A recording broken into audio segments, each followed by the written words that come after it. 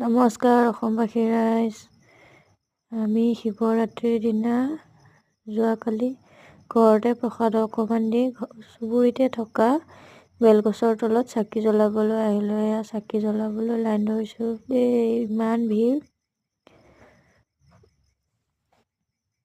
অৱশেষত চাকি জ্বলাবলৈ পালোঁ। চাকি জ্বলাই ঘৰমুৱা হৈ ঘোটা বনাবলৈ আৰম্ভ কৰিলোঁ। এইবাৰ ঘোটা বনোৱা পাল মোৰ পৰিছে দেই ৰাইজ।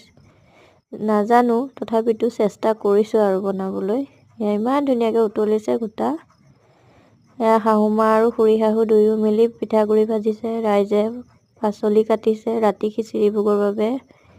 এয়া ব্ৰাহ্মণ আহিলে দেই আমাৰ পূজা কৰিবলৈ।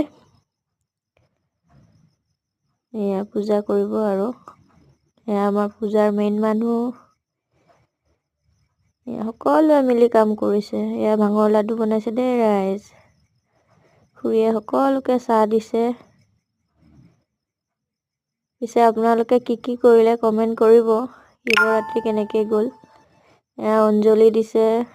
পূজা সমাপ্ত, আমিও সেৱা কৰিলোঁ সকলোৱে মিলি।